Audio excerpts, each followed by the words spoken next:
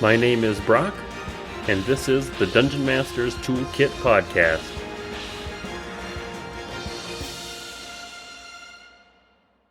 Welcome, everybody. On today's episode, I talk to Al, the charity DM who doesn't care for storylines and focuses on prepping his locations. We talk about how he keeps his notes digitally and how he uses sound effects and a variety of other things to create a very immersive environment for his players. So if you are really looking to figure out how to improve your game technically, he's got some tips and tricks for you. Then we talk a little bit about background music and how to add that in. And then to finish up some of the conversations, we get into some faction mechanics and moral choices and how he likes to antagonize his players a little bit and make them really think about what they're doing. Before we get into the episode, we've got a couple housekeeping items. First off, remember that we are running a design competition right now. So if you have monster ideas for our fantasy desert metropolis of called Janan, make sure you check out the Google form link in the show notes so that you can go out and submit your submission. Submit your monsters, give us your creatures, tell us a little bit about them. There's a cash prize, $10 again to either Amazon or DriveThruRPG. Multiple submissions are allowed. So if you've got a lot of ideas, start writing them down, start entering them. The more entries you put in, the more likely you're going to get picked. Second on the list, before the show, Al and I were talking a little bit, and he mentioned that he was really impressed with how I've been able to keep up a weekly schedule. So thank you, Al. And I just want to say that I don't think all the credit can go to me. I think one of the biggest motivators for me to continue to get the show out every week is actually the listeners and the guests that I have on and all of the listeners. It's been a pretty active community and a steadily growing community, and I really enjoy that, and I really like to see that, and it's just been a lot of fun. So I just want to say thank you to you guys for tuning in, for interacting and discussing and playing games on the Discord server, and just tuning in every week because you guys are really what's making me keep doing this. So I love it. I'm having a lot of fun, and I hope that we have many, many more episodes. And with that, let's jump into the interview. Welcome. I have Al with me today. Hello. How's it going? I am doing good. Hope you're doing good. Al, why don't you tell me or us a little bit about yourself and how you got started in tabletop role playing games? Well, where to start? As far as DMing, I've only been I started being a charity DM is what I call it at the start of COVID. I saw lots of looking for group posts as soon as all the lockdowns were starting to happen. And eventually I just figured, you know what, I'm going to start my own server. So I have a tiny little microscopic Discord server. And I went and I posted to all these people who were looking for a game to ease the social isolation that they could come and join. I built up a fairly large server. It sort of died down. Now it's just one or two main groups. But I was running two groups weekly, so two times a week for two different groups around the year during COVID, just to give people some sort of outlet. And it actually turned international. We had people from Canada, we had people from California and the east coast of the States, and my furthest player was over in Singapore during that time. So I'm fairly recent to DMing, and I sort of did it out of necessity. But yeah, I don't know. That's me on the DM front, and then I've been playing for years on and off. I did a bit of Pathfinder, I did a bit of D&D, a lot of D&D. And outside of that, I work in live video production. What system are you running over on your server? Mainly 5th edition D&D. It's what I was used to. It's fairly easy. It's got the biggest user base as far as I understand. It's easy to integrate people and just keep a story going. And what kind of do you do like one shots or are you doing mostly like kind of solid campaigns? Definitely solid campaigns. Actually, I started off the one group that I'm still running, we started off with a small adventure called Frozen Sick. It's from a Wildmount module, and it's sort of interesting. The adventure is only 20 pages long or less, and it took them a full year to get through. So now I'm running Curse of Strahd for them, which is a 300-page volume, and we'll see how long it takes them to get through that. But we get fairly deep with the. We're not full role playing. We're still quite mechanical, but all the rationale for why we choose one thing over another is highly role play dependent. So it's an interesting blend, and I find D&D is allowing us to get through that with and also campaigns. Like,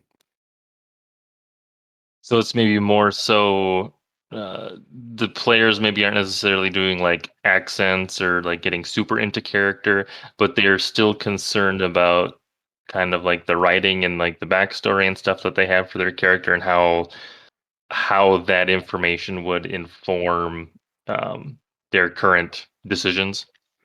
precisely, that's you're putting in better words than I am, but that's exactly it. Like, I'm not a DM where I say, "Here's my storyline."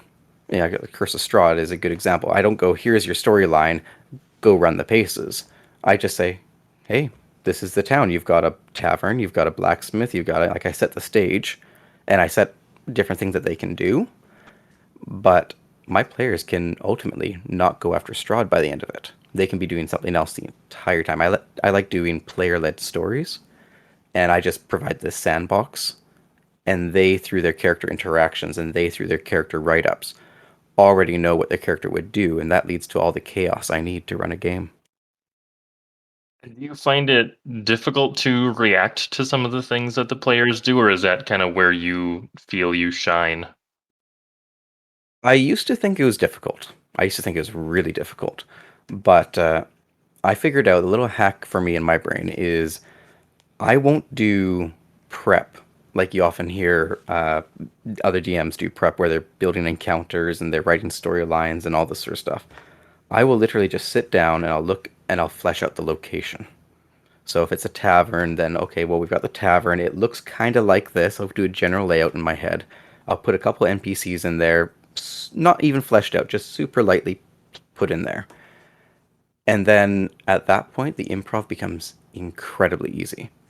It's just, it's like breathing. You know, they give me something to work with, and I just adapt it into the story, or I shut them down because that's what the location would do. And I don't have to be thinking, oh, how does it affect my story down the line? No, we're in this location. I know everything but the location. Let's just let it play out. And it becomes very fluid because of that. And that's honestly something that I've kind of learned to do. I've mentioned my Star Wars one shot in the past, but basically, and now that I think about it, it's actually just kind of like a big dungeon.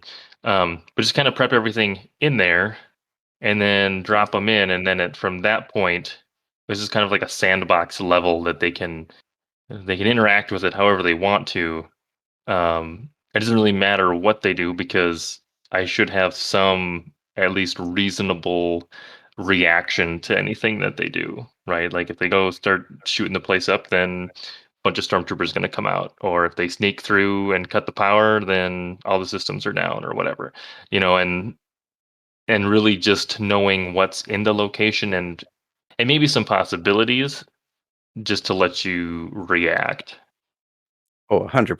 100%. In fact, listening to your older episode where you broke down a level, like your intro level that you'd run players through, that's exactly how I prep. Actually, I'm probably making more work for myself than otherwise running Curse of Strahd because there's just so many directions they can go. And what I do is I prep each location individually with all of the NPCs, with everyone and every eventuality, without jumping into what happens if my players do this. Just saying, sort of, you know how Skyrim was touting how if you kill an NPC, someone else takes their place. Like there's a natural order to how the NPCs will react depending on what you do. Sort of the same thing. It's just here is everyone's motivations on just a surface level. Here is all the location and what it's meant to do and what will happen if it breaks, so to speak. And then if they go in and they pull that lever, well, there's a logical progression that I can figure out instantly because it follows a certain set of rules across the whole location. How do you like store that? Do you have like a big notebook or an online document where you're like typing things up, or do you have note cards, or what's kind of your process for, or is it all in your head? How do you keep all of that information? Because it is a lot of prep still. Oh, it is tons. So I have a love-hate relationship with OneNote. When you write something down, you sort of it internalizes. There's a psychological term for it, but as soon as you put pen to paper, you are actually memorizing the information. And so part of it is that, like, I'll take the book and honestly, the campaign module, I hate how it's written. It's all over the place and it has details just swept under the rug that are actually quite significant, and that you can't find them on a quick scan or a search. So what I do is I sort of take it chapter by chapter and I sort of chew on it mentally. And then I regurgitate it out into a OneNote and in my own words so that I can understand it later.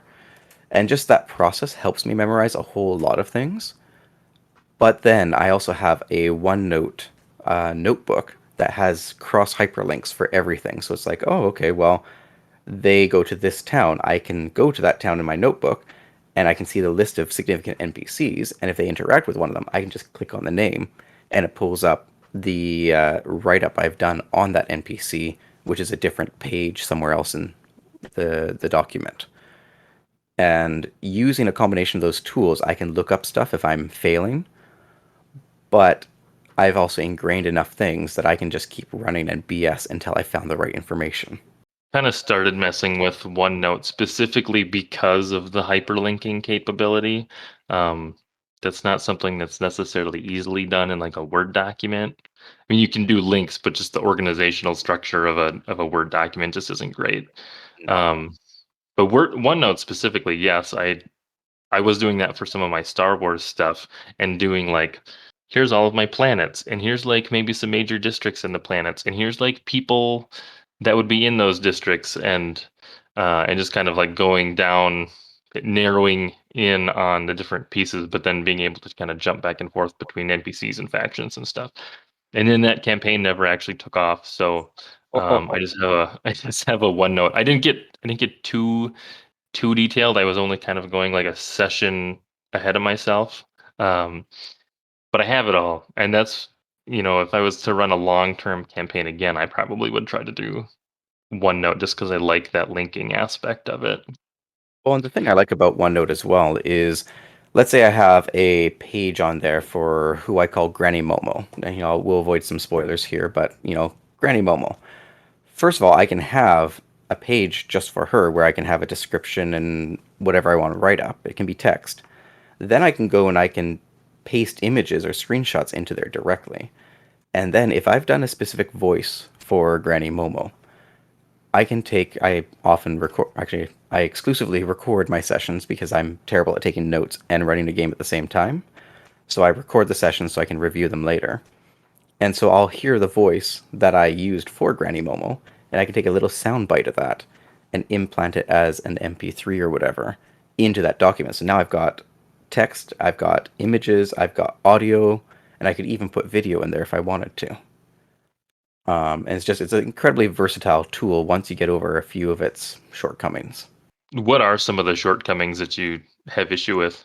Mainly that if you think in any other creative way other than a binder structure, you're absolutely screwed. Like, just absolutely. Like, as long as you can make it work as far as everything's a page, and a page belongs in a section, and a section belongs in this binder, if you can think like that, it will work perfectly for you. If you somehow need to work more creatively or visually, it's going to fail you. The other thing is, I would love to be able to write up like a page of something and then send that one page to a player so that they can have the backstory for this particular location because their character would know it. But the sharing options are just abysmal. You can share the entire binder or nothing at all. Like, there's no in between. So oftentimes I'm working around that to get the information aggregated to my players. And sometimes you maybe don't want them to know. There might be like secret information or DM notes that you have on a place that you don't Oh, particularly want them to see. exactly. So I think there are probably better tools out there for sharing the information, but as far as keeping the information, as long as you can think in a structure like that, it's the most fluent tool I've found so far. Yeah, that makes sense. And I was kind of experiencing the same thing as just like how do you organize it when I was setting that document up, and I kind of switched around how I was structuring my sections and my pages and everything just to like I want it all here, but I want to be able to jump. Yeah, the hyperlinking's worth it all by itself, and then I run over Discord. So what I'll often do is I'll have actually my setup's a little bit wonky because I try and provide a quite immersive environment, and I found that actually doing it over the internet has led to a very good result with that. But one of the things I end up doing is I take from OneNote, I can just copy paste anything directly into chat quite easily. It's wonderful for that. Oh, another limitation. OneNote, you cannot copy text out of OneNote and paste it into Discord without sending it as an image. So often I have to copy the text out of OneNote, paste it into Notepad or a similar text editor, copy it out of there, and then paste it into Discord for it to show up as text and not as an image, which is just, it's weird. Very thoughtful of them. So you play over Discord. Do you end up using any other tools like Roll20 or any of those? Yeah, I do. I do a few things. So first of all, we meet over Discord, just in a general, just a general voice chat room. We don't use cameras, but I've found that engagement in the game has gone up when I create an immersive environment because we're not there in person. Like when you're playing an in-person game, you've always got the cell phone user and this sort of thing, which there has to be a social contract there, whether you use cell phones or not. But oftentimes, just the peer pressure of everyone else around the table sort of keeps everyone engaged. But when you're playing over voice, you're taking turns speaking because the voices don't mix. You can't hear two people at the same time. And because of that, I found that players were clocking out and then coming back in and having to be caught up on the story or what's going on. So what I started doing is I started making it as immersive as I possibly could, and I saw a great result from it. So we start off with Discord, and we use that just for voice. Now, and then I use owlbear.rodeo for my maps because they're very simple. There's no automation. It's just grabbing pieces and moving them around, and you can do fog of war, and that's about it. Which is great because it simulates an actual tabletop experience, not some pre-programmed experience that you have to learn. And also, it's free. But then additionally, what I did is like I said, I'm a live video editor. I put on broadcast shows, TEDx, that sort of thing. And one of the tools I use for that professional work is called vMix. It's sort of like OBS, but it's professional grade instead of open source, hacked together, community based. And what I will do is I will turn my camera, because none of us are using cameras, so I'll use my Discord camera as an output from my vMix, and I'll play a cinemagraph. I found this guy who does cinemagraphs, just painted art of a location, inspirational art, and it has some moving elements, some fog or something blinking in the background or some twinkling lights or something. And I'll put that as my camera that everyone can see to give them a visual, sort of something to latch onto. Then I use Spotify. I patch Spotify in, and I use that for music playlists that are specific to each location. I'm trying to get a Pavlovian response to each location so that's not, oh, wait, we're in what tavern again? No, you're in the Blue Water Tavern because this is the music for it, and they pick up on that. So between the cinemagraphs, between the music, I patch my own voice through, and then sometimes I'll do sound effects. Like if they're in the town of Valaki, I'll put the chickens on and all this sort of stuff, pre-recorded file. And since I've done that, I haven't had to repeat myself of what's going on outside of just I said something in a funny accent, they couldn't hear it, which just it's rewarded leaps and bounds. And yeah, so there's my rant about how I do it all. I use a fair number of tools, some of them professional, and it takes a whole lot of work to get the session set up. You said that you felt like you maybe weren't the most qualified, but I think you do more than most DMs in terms of running a game. And that sounds like an awesome environment to be playing in. So your players are definitely lucky. Thank you very much. These tools are easy for me to use, so I use them, but How did you patch in like single sound effect files? I turned my microphone. So right now I've got a microphone that goes into a mixer, and that mixer I've set Discord to listen to that mixer. In my software, when I'm running an actual session, what I typically do is instead of telling Discord to listen to this microphone, I tell vMix, my editing software, to listen to the microphone, and I mix myself in so that the volume of my music and the volume of my mic is appropriate so that we can still have ambience, but they can still hear what's going on. And then I tell Discord to listen to a virtual audio line from vMix.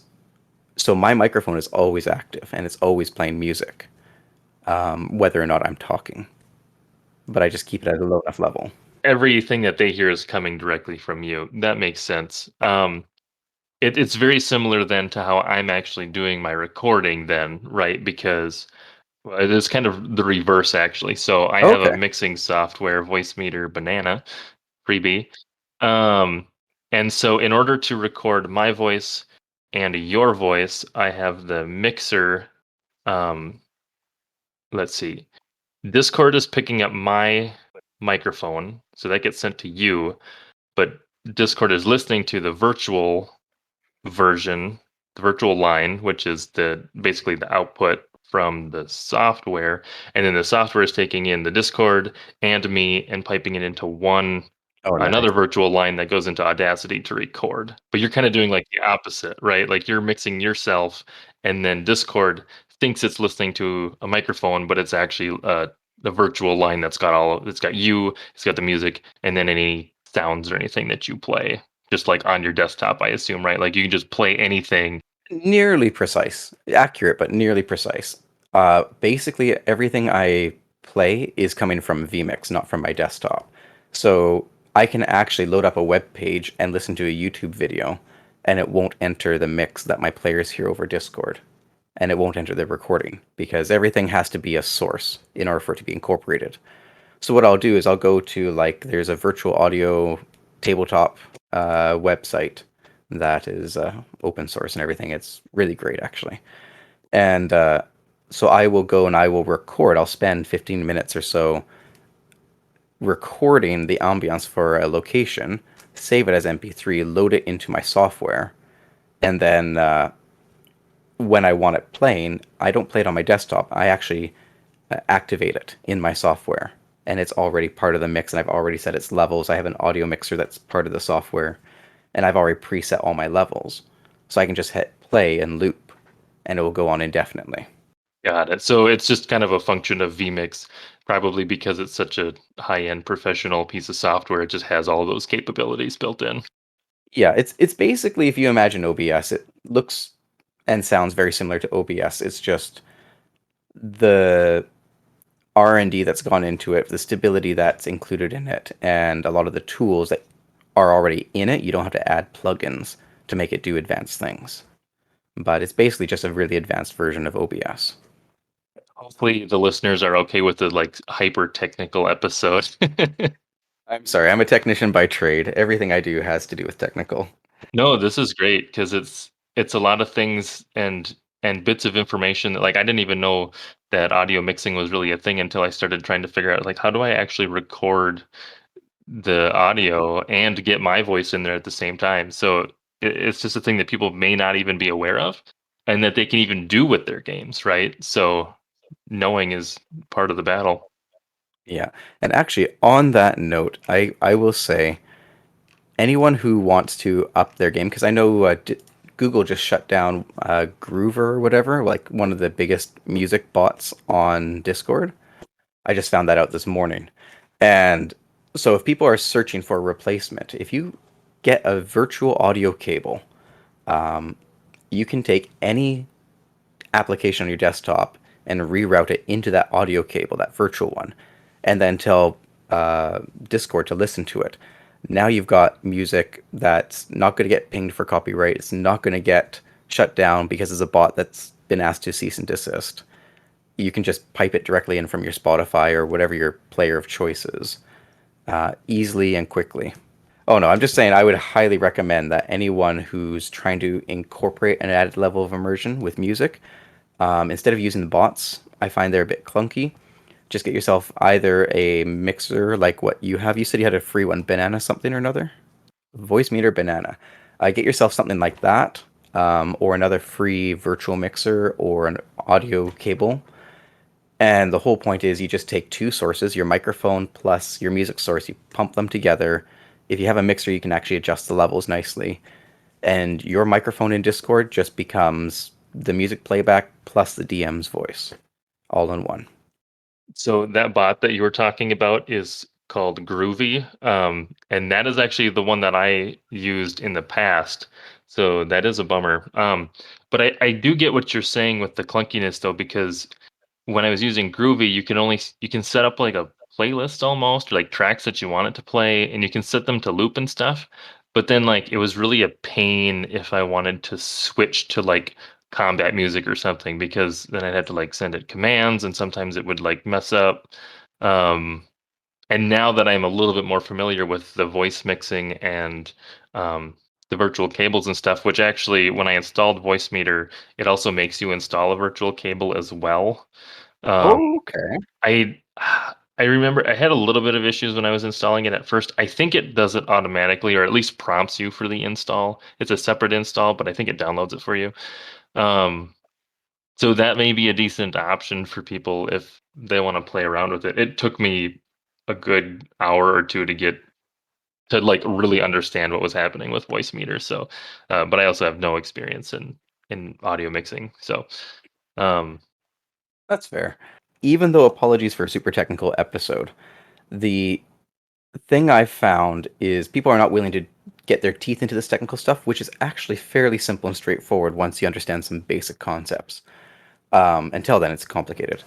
But the more technically proficient you are as a online GM, the more immersive an experience you can give your players. So if you're wondering, well, should I add funny voices or should I add a more branching storyline or maybe, you come up with all these ideas.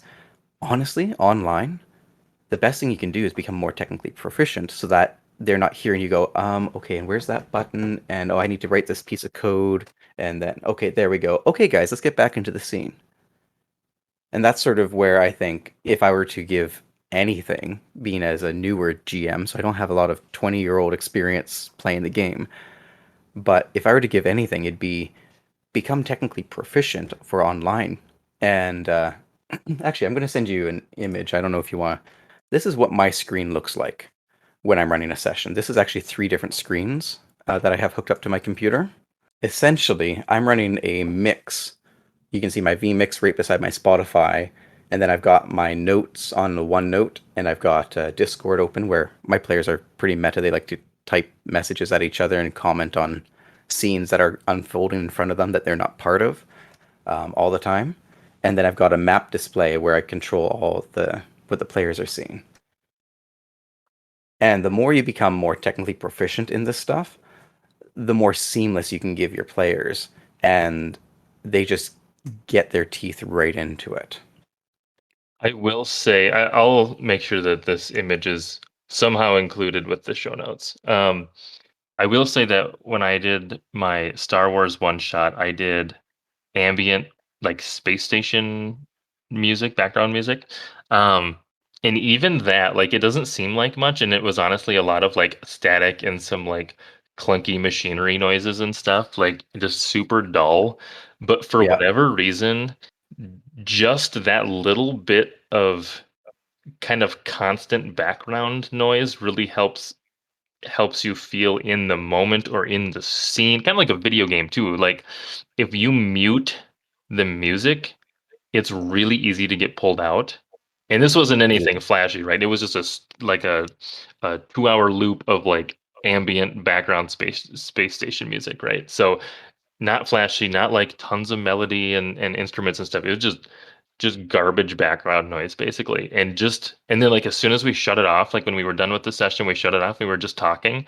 It was like Oh man, I kind of liked, like you said, with silences and pauses and stuff. When you have that music in the background, they don't feel as long, and they let you kind of think without getting like completely pulled out of the experience.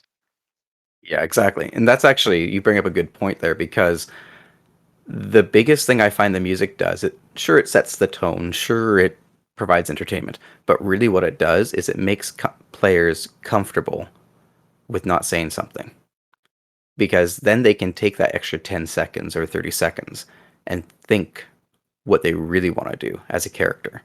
When they can do that, then you get the gold gems. Like um, I had a ship that it went for a bit long, but I had a ship ride in the first adventure, and the players they got into this whole mystery with the ship. It was another one of these things where I planned the location super hardcore and with way too much detail that they will probably never find, but it informs how I as a GM play the location.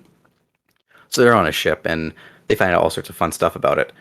But they only found out fun stuff about it because I was willing to let them sit and stew in it for a while.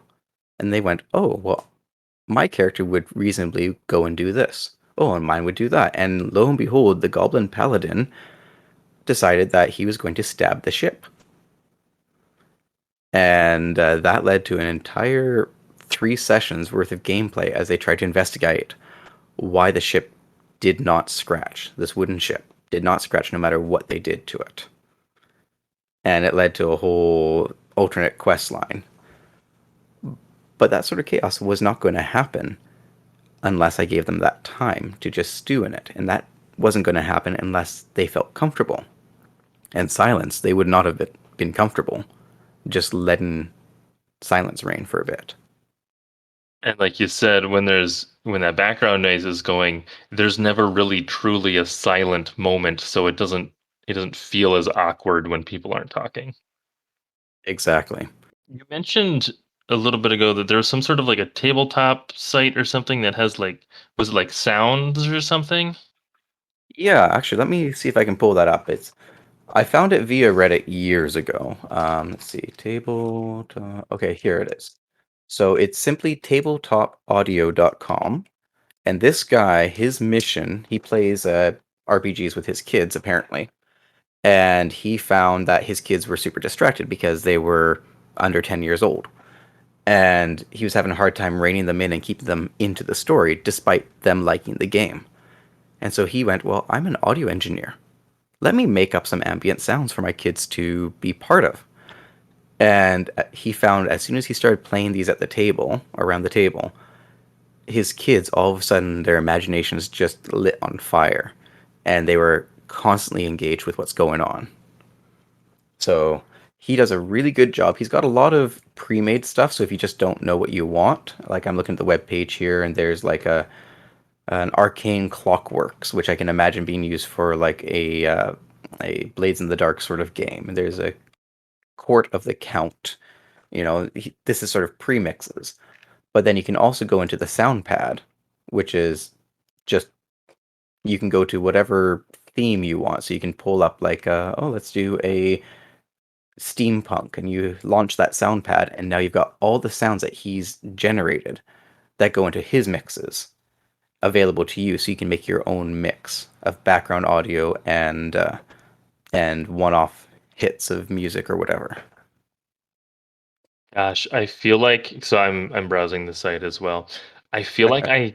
I stumbled upon this at some point as well because it looks familiar, but then I must have just forgotten about it or wasn't quite ready to use it. Um, but I'm gonna have to play with this. Yeah, there's a bunch of stuff. There's sci-fi stuff. There's some Ironsworn Starforge stuff. There's like some Wuxia Tea House. He's got a lot of stuff here. So yeah, I'm Oh, definitely gonna be messing with this, and I'll make sure to put a link in the description. It looks like there maybe is a Patreon as well for like additional uh yeah. access It to doesn't. stuff. I don't think it gives you additional access. I think what it mainly is you get everything right up front, but the understanding that it costs money to host a server with all this stuff on it, it costs. So you can buy him a coffee or help pay for a month's worth of hosting or something like that, is what I think goes on. But let's just check here. Looks like there's some bonus alternate versions of tracks. Oh, yeah, actually, you're right. I'm just checking out Um, his Patreon here. but that looks like about it. It looks like even at the lowest level, like I think you maybe get access to everything. He's got quite a few people as patrons, which is awesome. It's great to see creators of stuff like this having a ton of support so that they can offer a lot of it for free. Well, it's such good value. Like I'm basically using his sound pad. He's actually got on his sound pad, he's got Castle Raven, which sort of sounds like a copyright dodging Castle Raven Loft Curse of Strahd sort of thing. Um, and I'm using almost exclusively his sound pads for making the different towns, the different sounds, because each town in Barovia will have a different sound associated to it, based on sort of the descriptors and how I fleshed out the village. So I'm just going in here and I'll play with it for an hour and then I'll do a 15-minute recording session with it where I just patch it into a virtual cable into OBS or something, record a video of it, and then turn that into an MP3 for use in my software. And so with the sound pads, are you able to kind of like loop like sounds and stuff then, kind of? Is Yeah, that kind of the yeah, gist of it? that's exactly it. Like when you go to a sound pad, you can start up, there's a lot of ambient sort of noises, like you can get some rain happening or some, like just some general ambiance. And then you can add points of interest, whether it's dishes clattering in the tavern or lightning striking outside the door, or, maybe there's a howl of a dog out in the woods. And so what I often will do is I will loop certain sounds to build my ambient bed, and I'll mix them because it comes with a mixer in like every sound. You can adjust the volume of it, and so I'll mix my ambient bed, and then I will go ahead and I'll add one-off hits of whether it's that lightning strike or a dragon roar or whatever we want it to be, and I'll sit there and I won't loop those. I'll just manually trigger them and stop them throughout 15 minutes.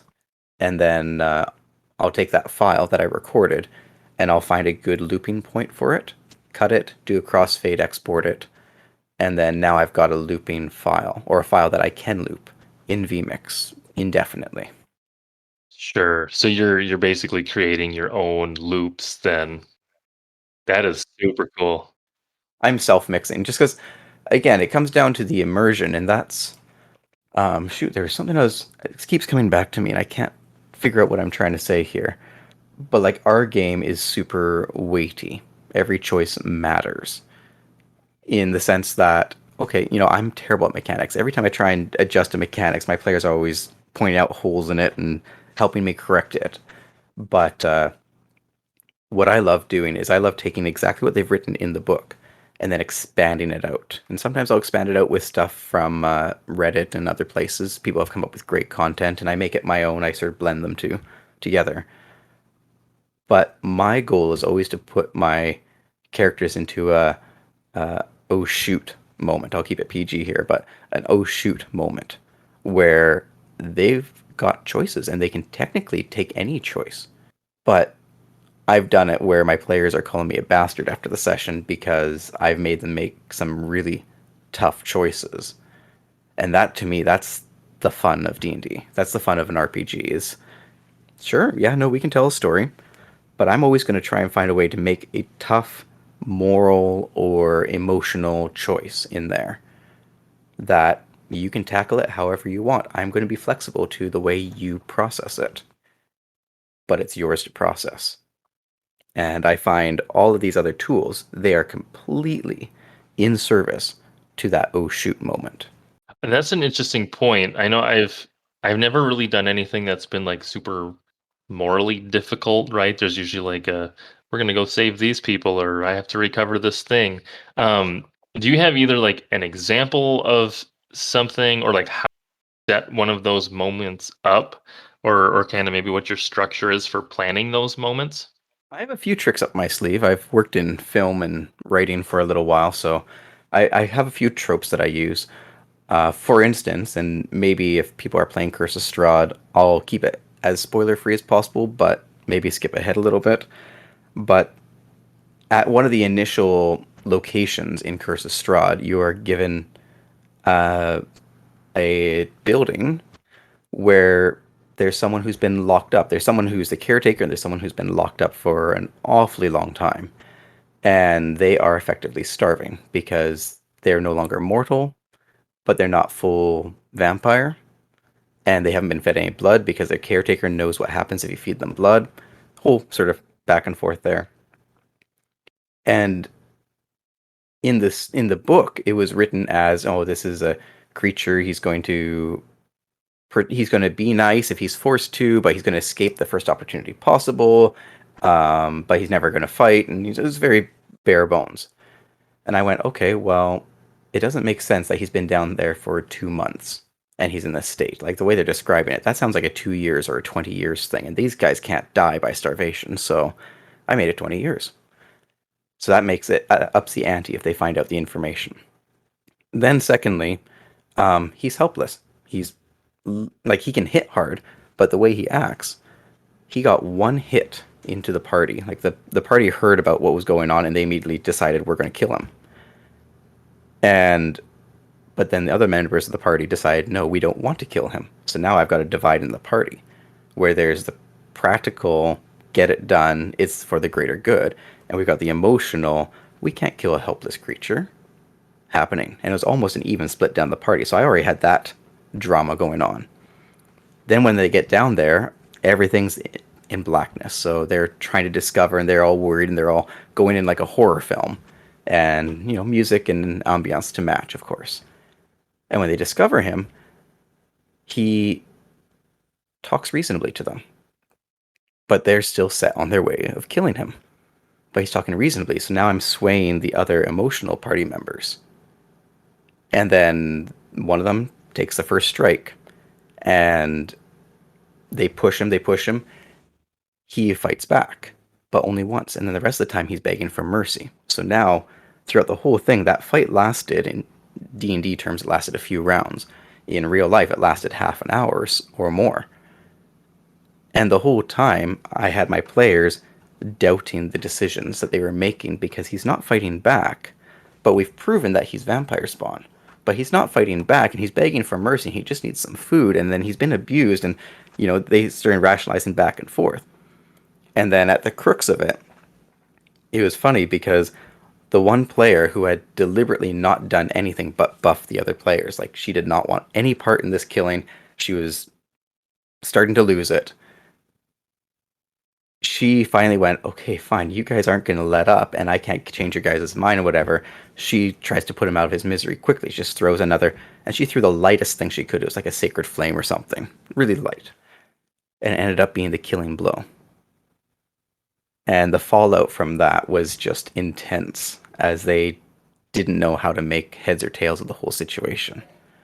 So I'll put them in these sort of situations where they don't feel good doing what they're doing, but I didn't tell them to do it.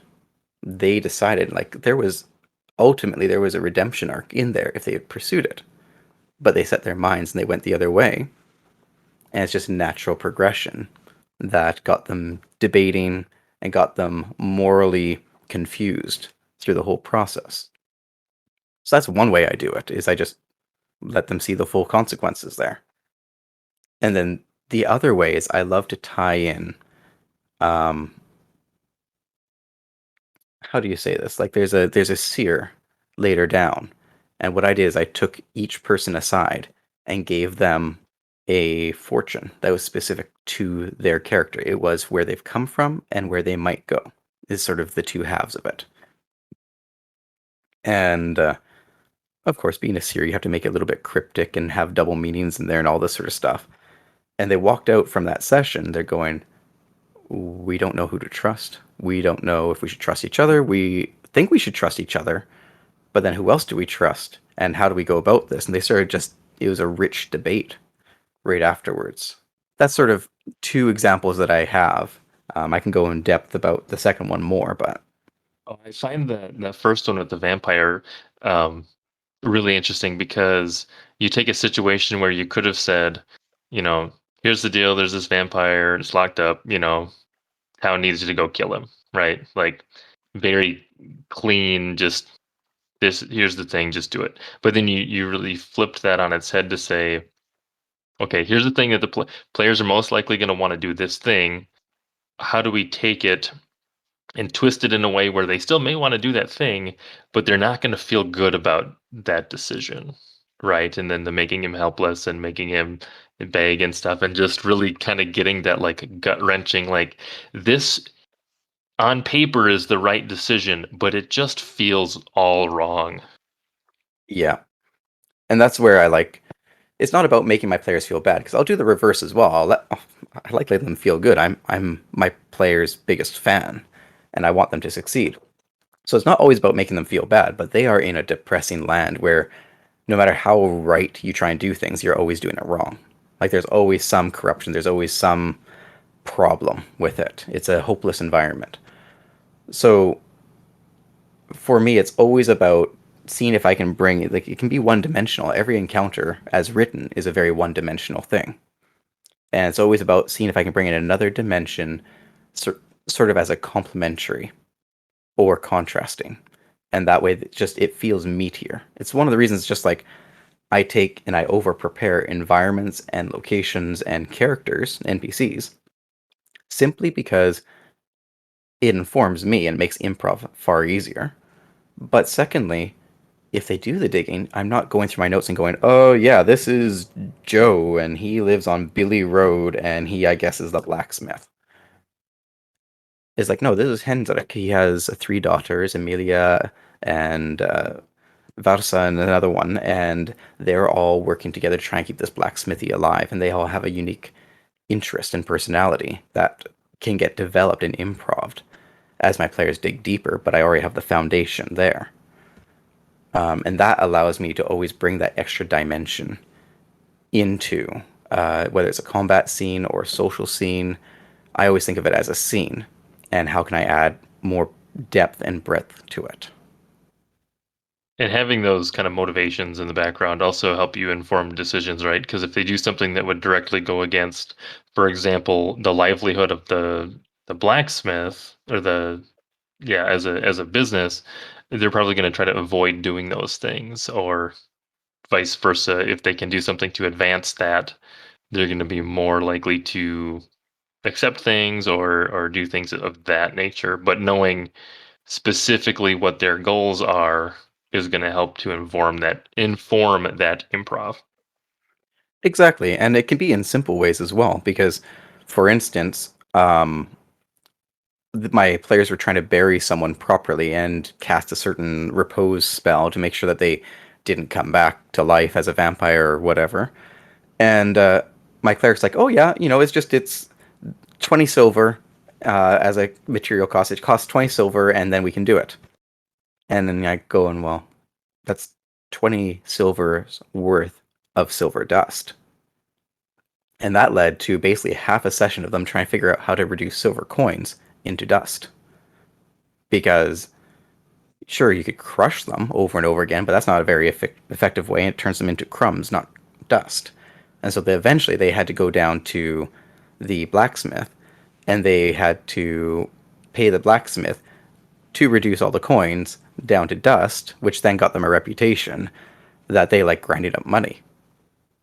And in Barovia, there's not always a ton of silver around, so now they're realizing that to make holy water and to cast some of these repose spells, they're not going to be able to do it. They have a finite number because they got lots of gold, but they don't have lots of silver. And when their silver change runs out, they might be out of silver entirely in the land of Barovia, the land of vampires and werewolves. Right. That makes So, yeah, and it's funny because silver not being normally the most valuable of materials, but there being a very important resource for them. oh, 100%.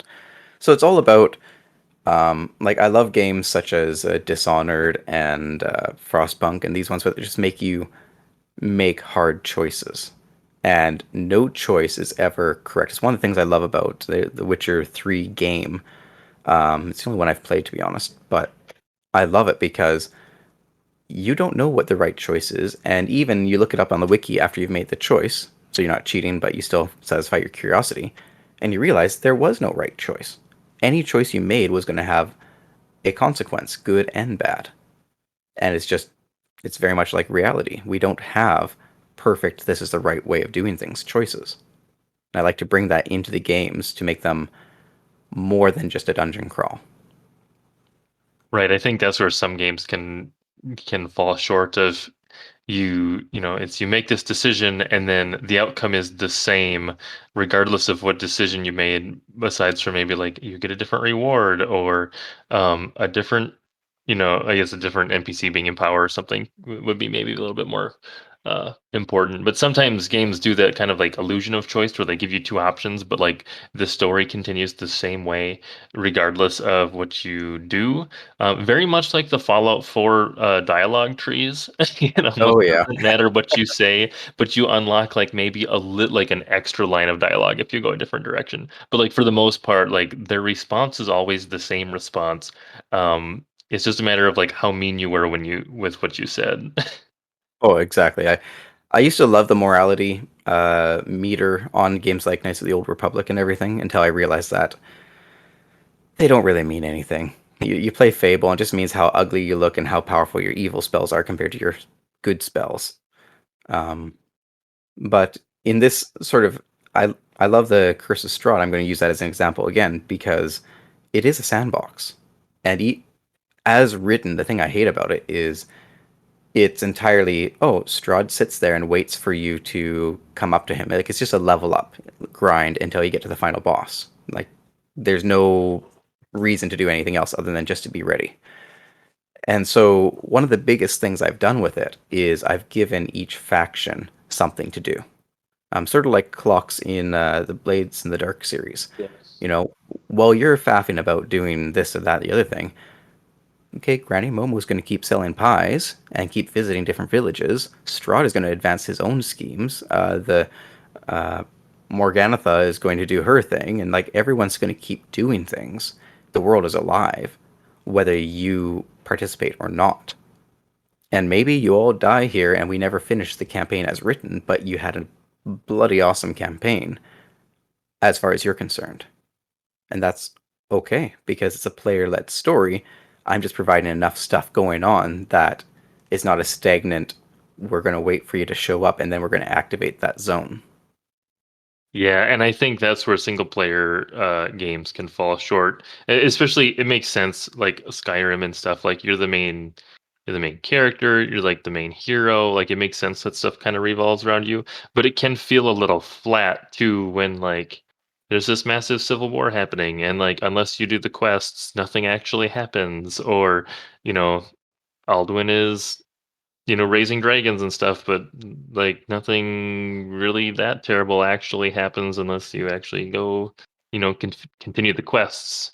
Oh Stuff yeah. doesn't move. I understand the like technical limitations of a video game, not being able to just like generate unlimited content if you just sit there, but that is one of the areas where playing in an actual tabletop game you can make it feel more real because you can push things forward regardless of if the players are doing anything.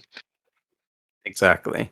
And, in Skyrim's defense, it's kind of tough to program an infinity engine, an infinity generation engine for games. But no, that's always been a failing. Actually, I was playing through Witcher 3 and my wife was watching, and she was always egging me on, like, come on, they said hurry, you have to go to this person very quick. And I was always wandering off and doing side quests.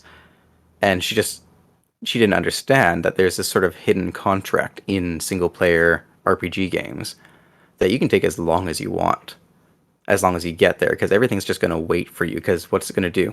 Continue the story without you? It's not Yeah. really an I option. have heard of a few games that have had like invisible timers that will do certain things to you.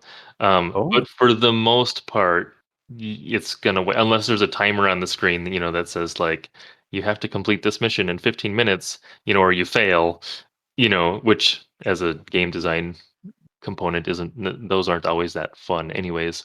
The one example that I've heard of is I believe it is the one of the Deus Ex games. I haven't played it, but I listened to somebody talk about it, And basically, I think it's like the first mission is like there's like a hostage situation and like some bombs or something that are gonna go off, and they're like, "Hey, you gotta hurry up and save the people before the bombs go off," right? And knowing that some people are just going to ignore the mission and wait, I think there's a certain time limit that they don't tell you about that just if you don't do it, like the hostages die. and Oh and wow. then it like and then it tells you and it's like, oh, like they weren't kidding, I guess, Um I think Yeah, imagine leaning on that trope so hard and then figuring out that they just pulled it out from underneath you on the first time.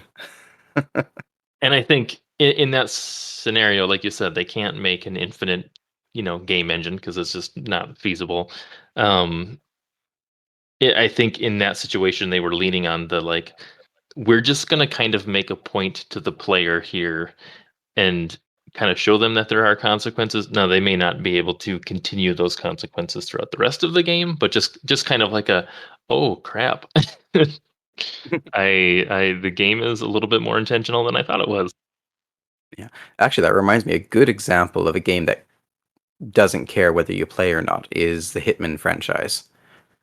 Like, the whole game simulates out whether you interact with it or not. You can do something on the other side of the map, walk into the location opposite to that side of the map, and it will have effects across the entire chain simply because it simulates the entire map simultaneously.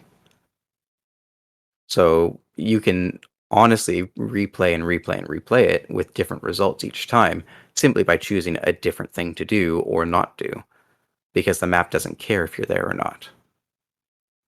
Right. It's not like you walk into a room and then there's this like scripted conversation and these people do this thing. And Yeah, then no, like that happens every single time. yeah, and those will always happen whether you're there or not. They will always have that conversation. They will always go and grab that drink. They will always walk downstairs to investigate something, no matter what you do on the other parts of the map, unless you've interrupted their pathing directly. So I kind of now that we're talking about it, I kind of think of what I like doing with my games, and I'm dabbling in a few different systems. I've got Scarlet Heroes that I'm trying to try out a little bit. It's sort of almost like an AD&D clone, but it's meant for 1 to 3 players maximum, and you can even play it solo. Um, Blades in the Dark, I found some really great resources in there. I've started trying to run games, and I've played a game or two, and there are these great mechanics in these games that D&D doesn't take advantage of that just keep the story going. It keeps the world going, even if you're not there to experience it. Are you talking about like stuff for factions and stuff, or like what mechanics specifically are you thinking of? Specifically with Blades, it would be a lot of the faction clocks in there. Like just the fact that a clock can tick away just because you're wasting too much time is significant, especially if you come from a D&D sort of background where it's like, okay, now I, the GM, have to make up all the moves for this other group, and I've got no framework to do it, and I have no concept of what's reasonable or not reasonable. Now you're trying to over imagine every action that that other group is doing to reach their goals. That's a lot of processing to do if you're trying to run an actual game as well. So simply having the clock and be like, okay, well, Strahd, he's going to go and try and chase down this person. I'm going to put a 12 segment clock, and I'll fill in a segment every session that we play. And if they interrupt him, they interrupt him. If they don't, he succeeded. And just keeping it very low resolution simulation in the background there. Which even not being super complex about it can still add a lot of realism and kind of shows them areas that they can interact or see that like, oh darn it, stuff's happening without us and we're too busy dealing with other stuff that we're just not going to be able to get to that thing. Yeah. And that's where you having other people on the road. I'm with a system, I'm trying to refine a system of travel that adds weight to traveling, but doesn't bog down and make it its own mini game.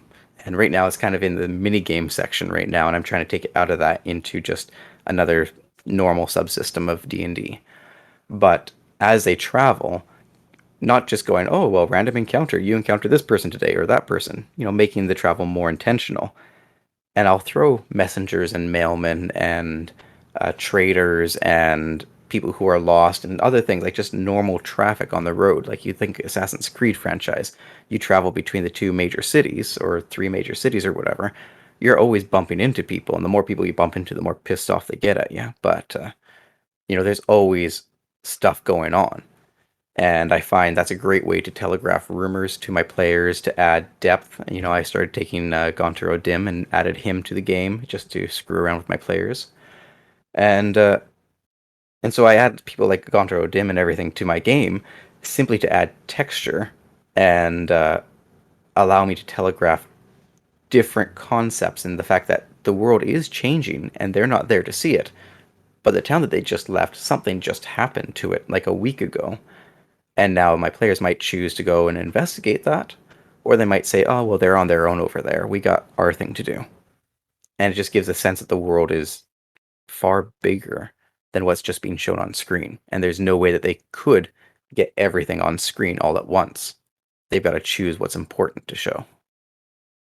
And when they're doing like extensive traveling, do you also factor that into like progressing clocks more? Yeah, yeah, definitely. Some clocks in my game are, or actually, most clocks in my game are more reactionary versus time based. Right now, just the way the story is running.